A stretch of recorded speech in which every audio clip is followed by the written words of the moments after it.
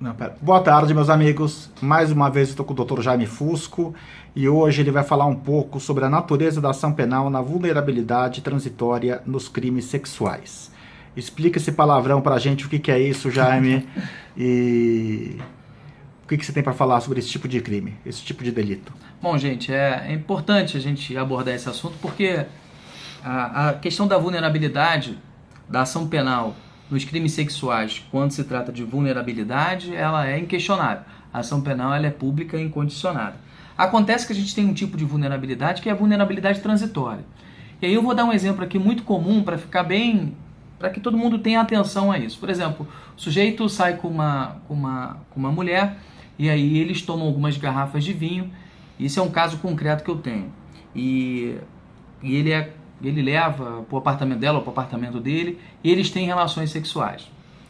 A vítima acorda e não se recorda do que aconteceu e tem aquela surpresa ao acordar do lado de uma pessoa nua e ela supõe que ali existiu o ato sexual. Ela vai até a delegacia, ela faz uma ocorrência e ela vai até exame de corpo de delito e é constatado que não houve penetração, não houve coito, não houve a introdução do pênis na vagina.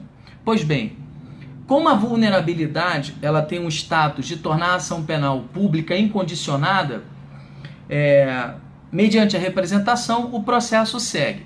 A questão é, essa vulnerabilidade ela é o que a gente chama de vulnerabilidade transitória. A vítima, ela supostamente perdeu os sentidos num determinado momento. A questão que se indaga é, se pode o Ministério Público propor ação penal pública incondicionada se não existe nenhum elemento que indique que de fato essa vítima naquele período estava vulnerável. Esse questionamento é objeto de um questionamento em recurso extraordinário que eu venho fazendo junto ao Supremo, porque eu entendo que é uma repercussão geral. Pode o Ministério Público propor ação penal de uma vítima pseudo vulnerável? Essa vulnerabilidade tem o status de tirar a ação penal da pública, de trazer a ação penal como pública incondicionada quando se trata de ação penal privada pela vítima ser maior de idade? Esses requisitos é que a gente precisa ter um enfrentamento do Supremo. Porque veja bem, professor, se você sai com uma namorada, você sai com uma garota, ou conhece uma garota, e ela acorda o dia seguinte, e até influenciada por outros fatores ou de maldade, diz que não se recorda de ter tido relações sexuais com você, e lhe acusa de um estupro na qualidade de vulnerabilidade dela não se lembrar, pode o Ministério Público propor ação penal e lhe processar por estupro de vulnerável?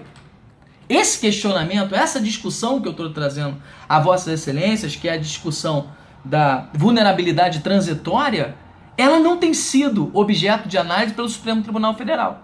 É como se a palavra da vítima desse autorização para que o Estado propusesse ação penal em face daquele sujeito, sem um mínimo de elemento que indique que ela efetivamente estava sob vulnerabilidade.